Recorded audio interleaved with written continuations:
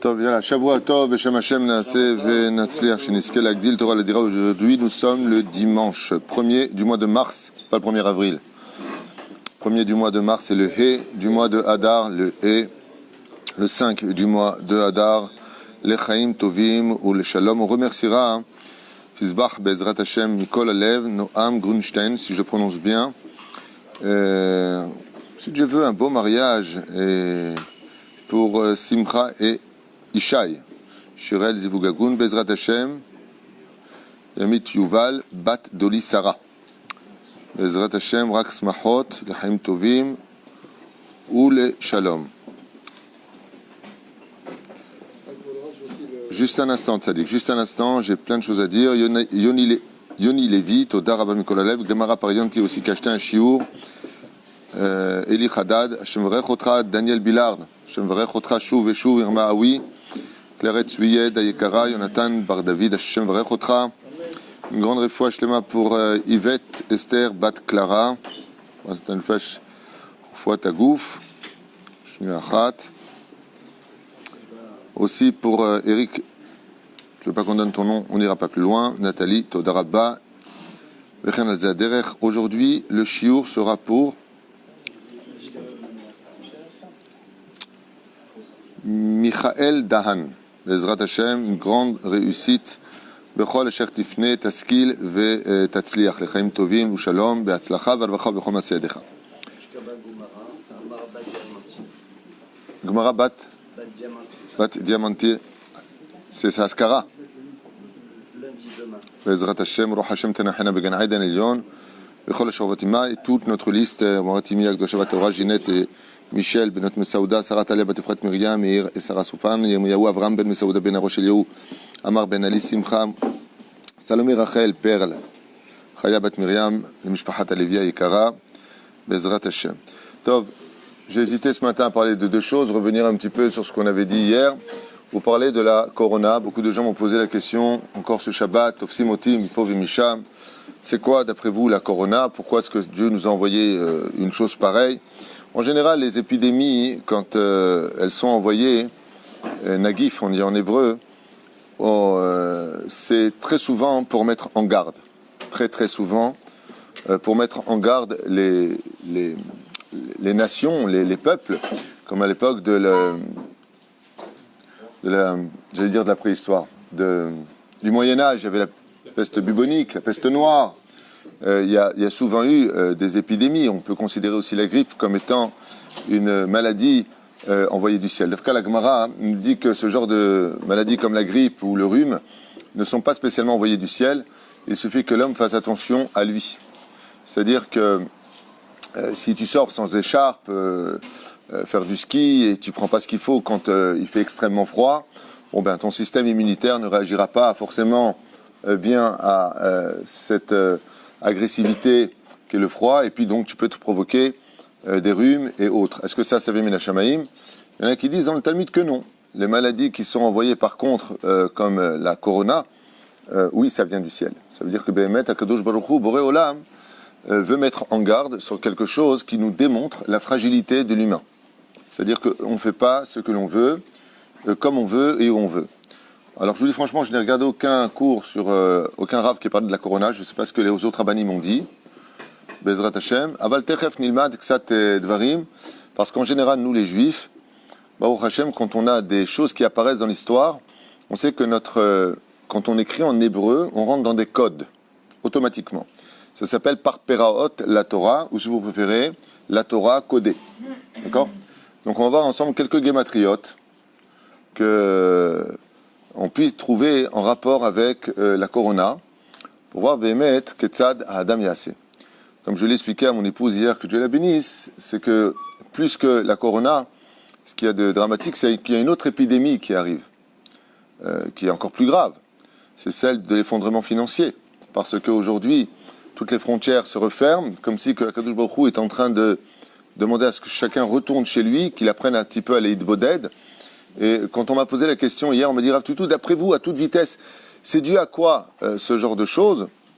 Eh bien, j'ai répondu, écoute, moi, j'en sais rien, je suis pas Dieu, j'ai pas Internet avec Dieu. On peut supposer, comme font beaucoup les scientifiques quand ils parlent de leur thèse, ils supposent, ils imaginent. Je dis, moi, je sais pas. Moi, je suis pas un Talmid Chacham, je suis pas un devin, j'en sais rien.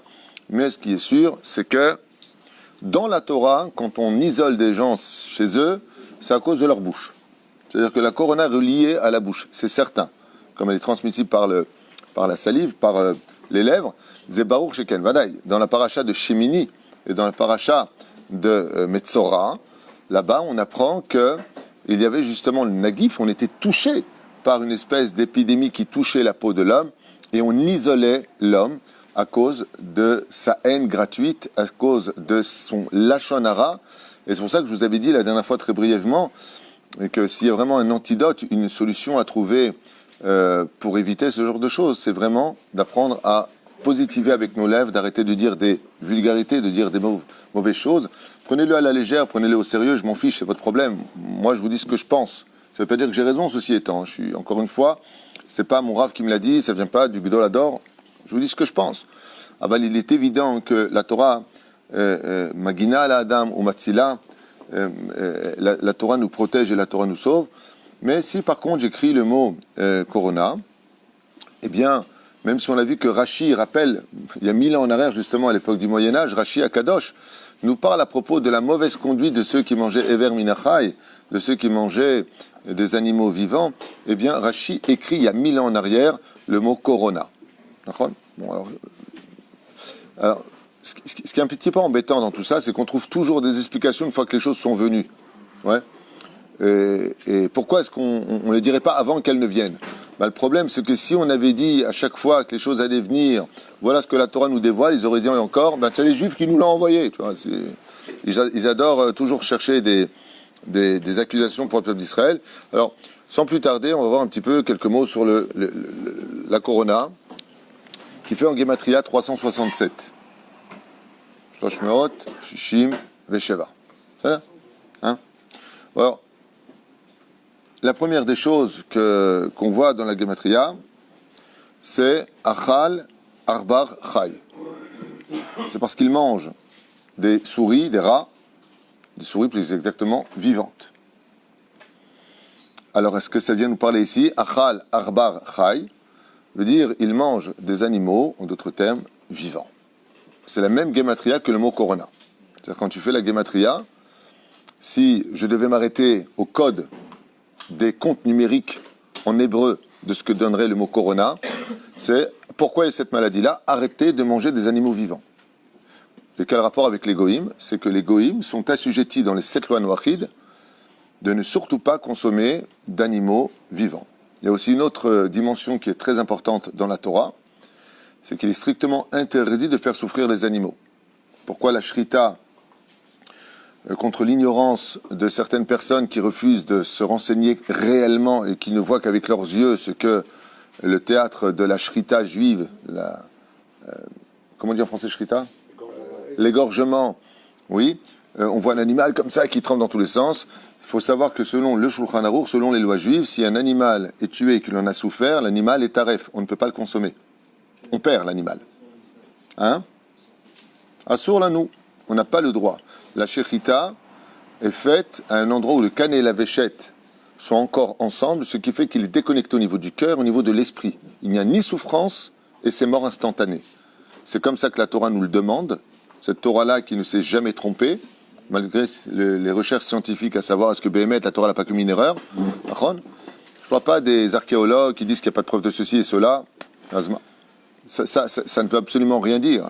Nous, on n'a pas connu Napoléon, on sait qu'il existe, comme on sait dans l'histoire. Et bien, de la même façon, si tu rejettes l'histoire de la Torah, alors rejette toutes les autres histoires. Donc personne n'a existé, personne n'a tué des Indiens et personne n'a conquis l'Alsace.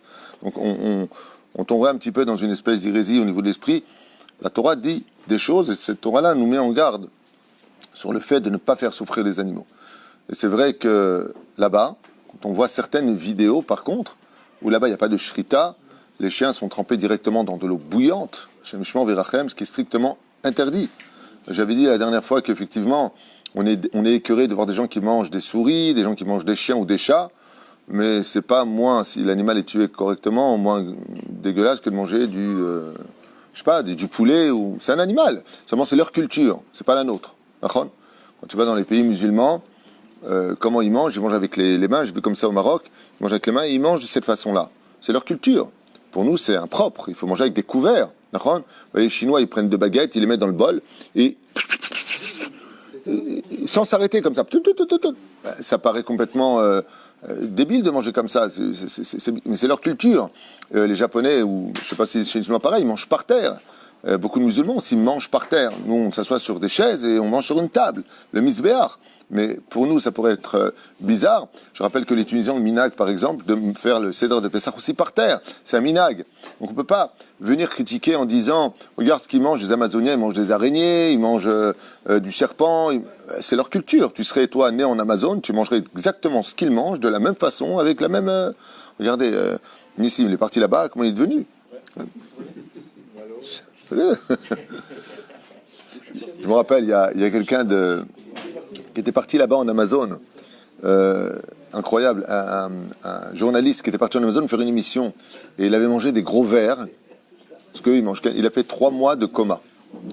Il n'avait pas le système immunitaire. Mais eux, ils n'ont pas de problème. Depuis bébé, ils mangent ça. Ils n'ont pas de problème. Ils les mangent comme des cacahuètes. Et aujourd'hui, je vous rappelle qu'en France, d'ailleurs aussi, dans certains supermarchés, ils vendent des harakim. Ils vendent des insectes que les gens maintenant mangent. Il y a des gens qui mangent des cafards. Il y a des gens qui mangent toutes sortes de choses.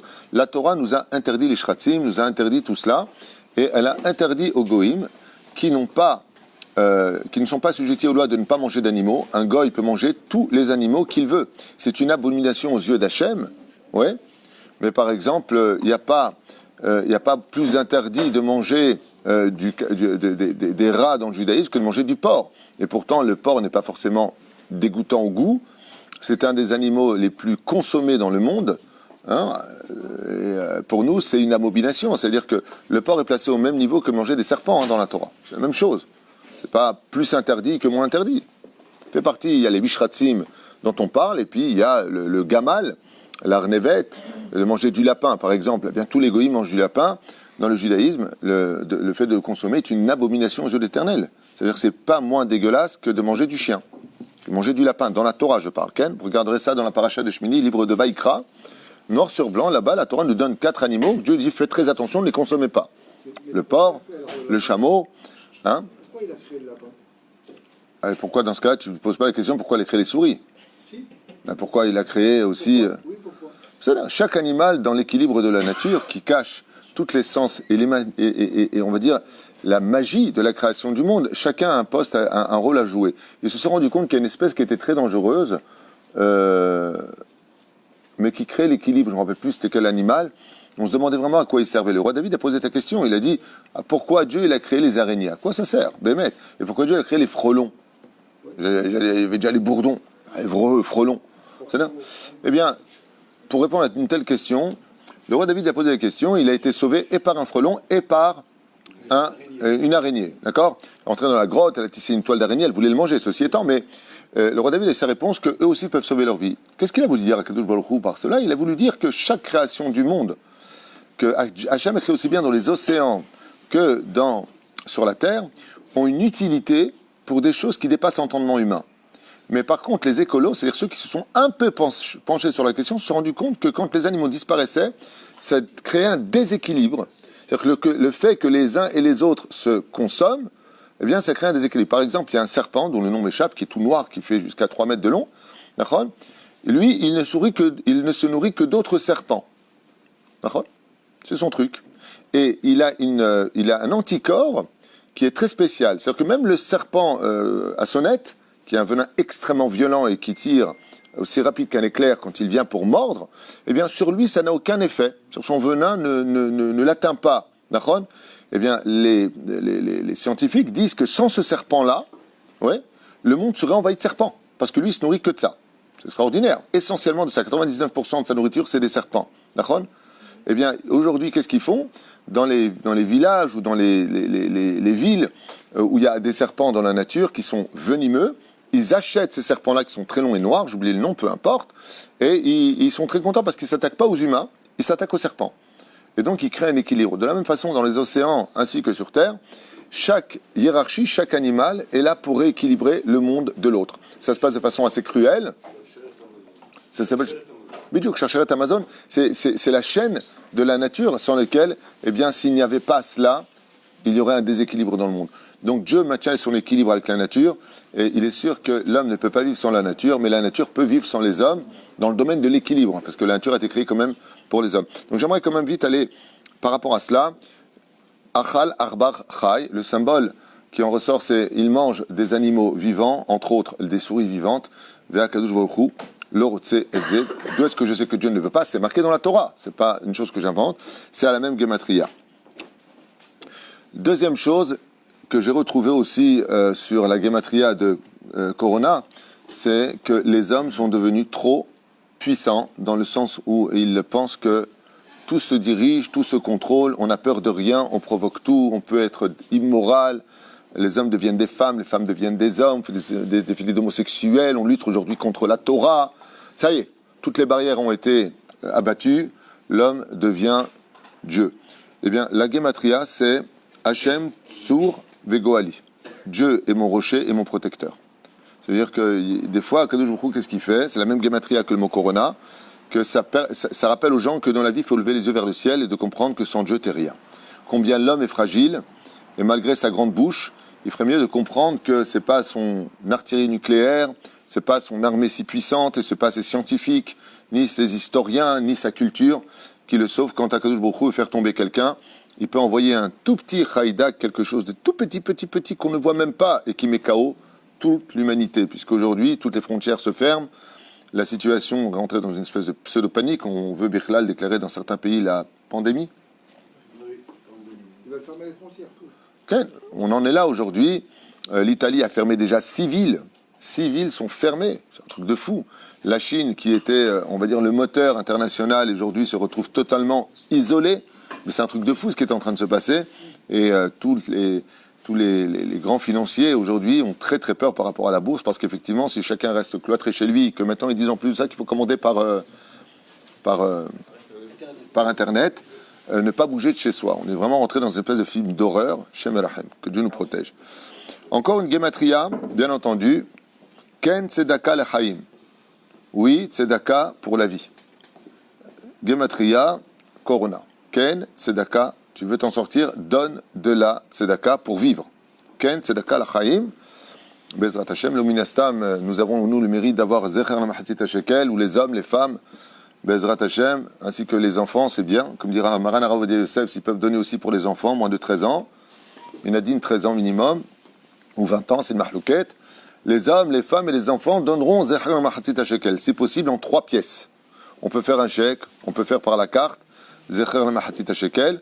Aval, le mieux c'est 3 pièces. Pourquoi 3 pièces? Parce que dans la paracha de Teruma, il y a marqué 3 fois le mot Teruma, Teruma, Teruma. Donc c'est bien d'avoir cette ségoula-là. Mais celui qui va être sauvé, Tzedaka Tatzil Mimavet. Celui qui va être sauvé, Tov Iten Tzedaka. Mais c'est là que vous avez dit de 20 shekels à 26. Vous avez dit de 20 shekels. En Israël, Zecher la Mahatzit HaShekel égale 20 shekels. Nous on demande 26. Nous on demande. Maintenant, dans le tachles des choses, les femmes, les hommes peuvent donner 20 shekels. Et s'ils ne peuvent pas, ils donnent Chetzi shekel. Aval, tout le monde dira Zecher ne Mahatzit shekel. Et on a vu que ça annulait les décrets d'Aman. Donc ici, une chose sûre, on nous dit Ken, ça veut dire quoi? Tu veux t'en sortir? Oui. Ten Sedaka, Bezrat Hashem, Banose Azé. Alors, est-ce qu'il y a un rapport avec la relation entre les hommes? Parce qu'on a vu que tout à l'heure, j'ai parlé du Lashon Hara. Oui, j'ai trouvé une relation qui dit que Corona Gematria, Ish el Achiv, l'homme vis-à-vis de son prochain. Ish el Achiv, l'homme vis-à-vis de son prochain. Ça veut dire que si on devait donner ou oser donner des explications sur la Corona, ça viendrait d'un manque d'empathie, les hommes vis-à-vis des autres.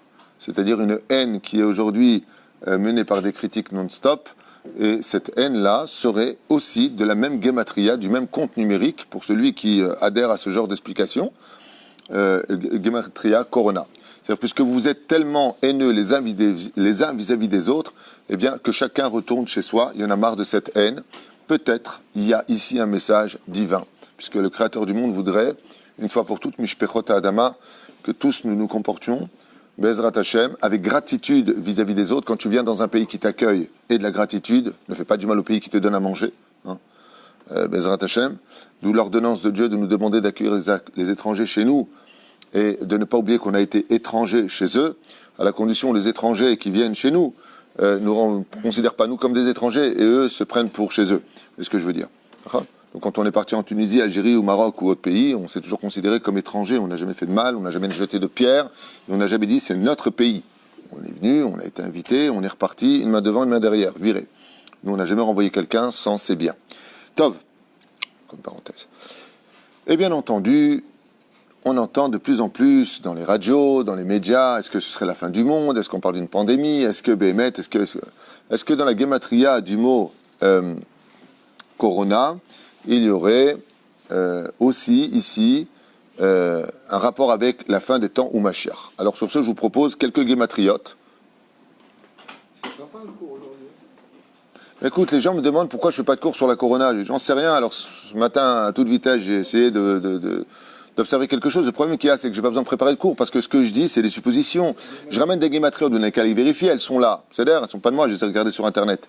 Donc, voilà, quoi. J'ai regardé dans mon bureau à toute vitesse qu'est-ce qu'il pouvait y avoir comme gématria par rapport à ça. Et je suis tombé quand même sur pas mal de gématriotes surprenantes. Voilà, je suis pas devin, j'ai pas réfléchi très longtemps. Je vous dis franchement, c'est un cours qui vaut peut-être beaucoup. Et c'est un cours qui est complètement naze. Je n'en sais rien. Ce que je sais, c'est que les gématriotes, par contre, dans la Torah, on les prend au sérieux. Ça veut dire qu'on tient compte des gématriotes. Dans la Kabbale, par exemple, quand on veut comprendre le code de la Torah, on se sert des gématriotes, des réchitivot, des sofitivot, des msetivot. Donc on a des codes. Alors oui, j'ai trouvé pas mal de gématriotes sur la fin des temps avec le mot Corona. Qui vivra, verra. Parce que chaque fois que vous avez remarqué qu'il y a un petit événement, dès qu'il y a un petit mec qui fait Hatchoum ou qui pète, hop, tout de suite, c'est Machar. En attendant, il n'y a rien qui se passe, on retourne de Kippour en Kippour, de Rosh Hashanah en Rosh Hashanah, et de Pessah en Pessah, sans oublier de Purim en Purim prochainement. La reine, Bezrat Hashem, on a l'impression comme ça qu'on est dans une espèce de cycle interminable de fêtes. Baruch Hashem qu'on ait nos fêtes, attention. Mais yallah, on veut la Géoula, on n'en peut plus, on voudrait un changement. Les gens aujourd'hui se sont un peu perdus dans l'humanité à travers toutes sortes de frontières brisées parce qu'en réalité, si je peux me permettre de faire un compliment sur les nations du monde, c'est parce qu'ils sont à la recherche d'autre chose. Ça y est. Les films, on connaît, les voitures, on connaît, les plasmas, ça y est, les robots, on attend tous autre chose. On attend un renouveau. Tout le monde en parle dans la religion. Ils appellent ça, chez les chrétiens, l'antichrist. L'islam appelle ça la guerre de Gog ou Magog. Nous, on appelle ça la guerre de Gog ou Magog, ceci étant. Eux aussi, ils appellent ça avec le nom, j'ai oublié, peu importe. Mais on attend un renouvellement de l'histoire, quelque chose de meilleur. Tout le monde, aujourd'hui, est assoiffé d'un renouveau.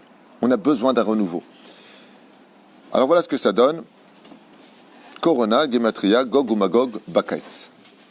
Première chose qui est sortie, c'est que la Gematria de Corona, c'est Gog ou Magog, Baketz. Mazé Baketz, à la fin, ça amènera à la guerre de Gog ou Magog. Donc justement, si je me méfie un petit peu de cette Gematria de Corona, ça mènerait à la guerre de Gog ou Magog. Qu'est-ce qui mène en général? Quelle est la raison principale? Ce n'est pas... Bravo, tu as tout compris. Le mot en hébreu guerre se dit comment? Milchama, qui vient de quelle racine hébraïque? Lehem, qui veut dire du pain. Quand on commence à manquer de pain, c'est-à-dire que l'économie s'effondre, ça provoque automatiquement des guerres. Alors, il dit comme ça, Corona, Gematria, Gog ou Magog, Baketz.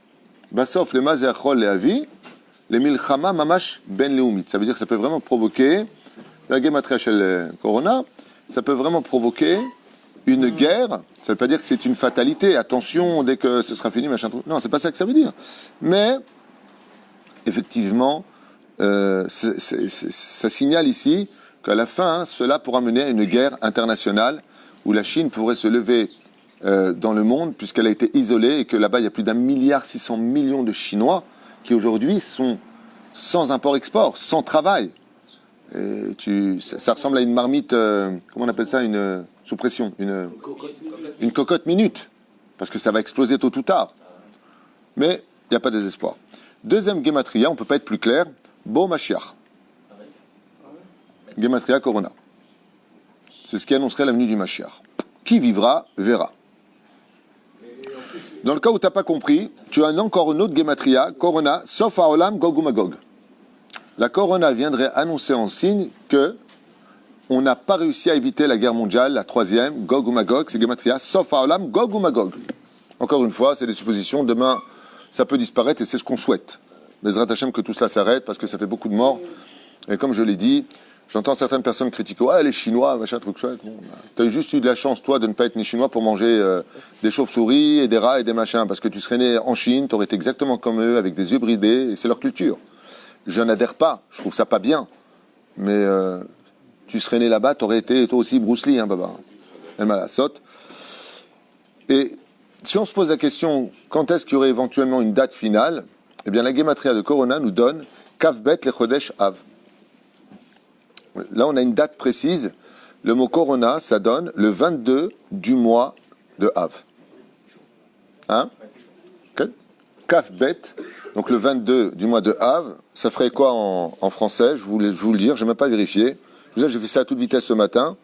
Alors, ça ferait quoi le 22 du mois de Av? Manienne. C'est un cours très bizarre, j'aime pas faire ce genre de cours en général. Mais alors le 22 du mois de Av donnerait le 12 août. Voilà. C'est avant le mariage de ton fils ou après? Voilà. Le 12 août, la gematria du mot Corona, ça fait 12 août. Alors vous savez que Baruch Hashem, en Israël, à Kiryat Shmona, il y a un laboratoire qui étudie spécifiquement tous les virus depuis des dizaines et des dizaines d'années, grâce à Dieu. Et ça fait 4 ans qu'ils sont sur le Corona poulet. Ce virus-là a été découvert il y a plus de 4 ans. Et ils sont sur le Corona poulet depuis 4 ans. Et ils se sont rendus compte que le virus, si vous voulez, du Corona poulet, c'est exactement le même que ce que mangent les Chinois. C'est-à-dire que le virus qui vient de la chauve-souris ou qui vient du gamal, du chameau. On retrouve ces deux virus aussi dans ces deux animaux. Et si Dieu veut, Bezrat Hashem, il y aura encore un grand Kiddush Hashem dans l'histoire que Israël apportera peut-être la solution aux nations du monde. Et c'est ce qu'attendent les nations du monde d'Israël. Pour un petit pays de 71 ans, grâce à Dieu, on a 4 ans d'avance sur tous les autres pays dans la recherche médicale, dans beaucoup de domaines scientifiques. Ce qui n'en a rien, on mérite des Chinois qui ont créé beaucoup de choses, les Japonais, Bezrat Hashem. Juste qu'on ne vient pas dire parce qu'on est en train de chercher la solution, que c'est encore des Juifs, voilà, parce que tu connais comment ça se passe. Moi j'ai fait une vidéo sur ce qui se passait en Europe en expliquant la situation telle qu'elle était, en rapportant des versets de la Torah. Ils ont pris la phrase, tac, regardez ce qu'il dit le Rav Twitou, il est anti ça, il est pro machin. Ils adorent toujours remettre les responsabilités sur le dos des Juifs et particulièrement d'Israël. Non, Israël n'a rien envoyé chas v'shalom à qui que ce soit. C'est juste qu'on recherche aujourd'hui des solutions à tout, parce que c'est du devoir d'Israël d'être une lumière pour les nations, comme vous le savez tous. Espérons que ces guématriotes portent leurs fruits dans leur positivité et qu'elles s'annulent dans leur négativité, et qu'on n'attende pas jusqu'au 22, donc le 12 août, selon ce qui est marqué ici, où ça disparaîtrait, parce que c'est la même guématria, Corona égale 22 du mois de Av, Ma'akesher entre les deux. Mais ce qui est très curieux, et ce qui est très choquant, c'est que à Kiryat Shmona, ils ont annoncé qu'ils vont tenter l'expérience dans 3 mois. Vous avez remarqué? Donc dans 3 mois, ça fait quoi? On arrive au mois de Tammuz. Pardon, Nissan, Iyar et Sivan. Après, on tombe dans Tammuz et Av. Les expériences vont être tentées d'ici 3 mois. Donc 3 mois, c'est peut-être un peu avant, c'est peut-être un peu après. Et donc la diffusion, en général, pour pouvoir vite le diffuser et en faire un médicament qui soit dosé exactement, ça ferait effectivement vers le mois de Av. Ça tomberait Mina Shamaim, si tu fais le calcul dans les choses, c'est très probable. Je n'ai pas dit que c'est exactement ça, j'en sais rien, mais c'est très probable. Alors qui vivra verra. En tout cas, moi, en ce qui concerne les Juifs, vous avez la chance, vous, peuple d'Israël, de faire Zecher la Mahatzita Shekel, les hommes, les femmes, les enfants, si vous pouvez, Bezrat Hashem, avoir les moyens, même pour ceux qui ont moins de 13 ans, vous donnez Zecher la Mahatzita Shekel pour vos mozot toraniot, vous pouvez aussi le faire par PayPal, vous pouvez le faire par virement bancaire, pour ceux qui veulent nous soutenir ici à nous, avec nos avrichim et les familles qu'on soutient. Zecher la Mahatzita Shekel. Et surtout, je vous demanderai juste une chose, c'est presque honteux d'avoir peur de la Corona et de ne pas avoir peur de ne pas être Shomer Shabbat ou de regarder des gonzesses. Parce que maximum, si la corona prend un homme, il a pris son corps de ce monde, mais les autres avérotes prennent la neshama de l'autre monde. Donc on remet un petit peu les choses dans leur contexte, et que je trouve qu'il y a un vent de panique très important, alors qu'il y a eu plus de 8000 morts en France de la grippe. Standard, hein, la grippe. 8000 morts. C'est ce qu'a dit un médecin français. 8000 morts l'an dernier de la grippe. La corona n'a pas encore tué... Comme a dit un grand professeur, il a dit, si on n'avait pas détecté la corona, on aurait dit, tiens, il y a un peu plus de morts de la grippe. C'est un virus. Donc bien entendu, Bezrat Hashem, on souhaiterait une grande réfoua shlema pour toutes ces personnes qui sont malades. Bezrat Hashem, qu'on n'entende que de bonnes nouvelles, surtout dans le peuple d'Israël, et que demain, on entende une très très bonne nouvelle, Vena Fochou Bezrat Hashem, que le mouvement chasse tienne un peu plus les rênes du gouvernement, Bezrat Hashem, pour qu'on retrouve la gloire et je dirais la fierté de vivre notre judaïsme ici. Vous savez que aujourd'hui déjà à Tel Aviv, il est interdit de mettre les tefilines dans la rue. Oui, aujourd'hui d'être religieux en Israël, on est regardé comme si on était des parasites. Il y a une haine énorme qui est en train de gravir les échelons. Et il serait temps que le monde religieux comprenne que la Torah, ce n'est pas que dans les yeshivot, ce n'est pas que dans les bâtés midrashot ou les synagogues, et que quand on veut tenir un petit peu l'histoire de notre peuple, il faut être au bon endroit.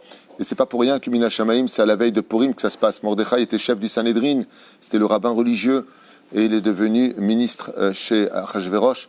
Il est rentré un peu dans la boue. Pourquoi ? Pour tenir les rênes. Quand tu veux avoir un pays où on mange cachère, où Bezrat Hashem, on n'est pas honte de vivre comme des juifs, on est monté ici pour vivre comme des juifs. Aujourd'hui, j'ai entendu les politiciens dire c'était une politique de droite ou de gauche. Pas du tout. C'est vrai, comme une clipa sur un fruit, mais le fruit, il n'est pas là. La vraie raison de la politique aujourd'hui en Eretz Israël, pour ceux qui ont un peu les yeux ouverts, et je pense que le professeur Lévy, ici présent, qui suit la politique, sera d'accord avec moi, c'est qu'on parle réellement de l'avenir d'Israël avec ou sans Torah. Excusez-moi, mais si vous comprenez ce qui se dit en hébreu, c'est de ça dont on parle. La guerre, c'est le monde religieux face au monde laïque. Un pays laïque ou un pays religieux, c'est de ça dont on parle. C'est de ça dont on parle. Alors je ferai juste avec vous-même une phrase à propos de cela, sans vous prendre la tête. Eh bien, quelqu'un m'a dit « Ouais, mais moi je veux voter Bibi. » Nous aussi on veut Bibi, on n'a pas de problème. Seulement voter chasse, c'est voter Bibi. Voter Bibi, c'est pas voter chasse. Ça veut dire que ça ne fera pas une protection pour les choses. Mais moi j'ai posé une question hier à quelqu'un qui m'a fait un grand sourire hier soir. Il m'a dit « Donnez-moi un argument pour voter chasse. » Je lui ai dit « C'est qui ton rave ?» Il m'a répondu « Moi, mon rave préféré, c'est le Baal Shem Tov. » Je lui ai dit « Si Israël, il voterait qui ? Ou Guimel ou chasse. » Là, t'as pris un rave ashkenaz. Mais si, toi, t'es quoi? Il m'a dit, moi, je suis tunisien. Je dis, Rabbi Haï Taïb, il était là, il voterait qui? Il m'a dit, c'est vrai, il voterait chasse. Je lui dis, quand tu vois tous les tzadikim, prends toutes tes idoles, dans le bon sens du terme, Ken, il voterait qui? Il voterait qui? Qui tu veux? Rabbi Shimon Bar Yochai, Rabbi Akiva, il serait là. Il mettrait qui? Qui? Une question bête. Toi, t'es mieux que tous les Gdolim, les Tanaïm, les Amoraïm, les Savorim, les Géonim? T'es mieux que toi? Vous imaginez Rabbi Shimon Bar Yochai mettre Moshe Rabbeinu, il voterait qui? Je vous pose une question bête. Il n'a qu'un ami. Alors tout le monde aurait voté chasse. Vous imaginez qu'il y aurait quoi qu'est-ce qu'il aurait dans la main?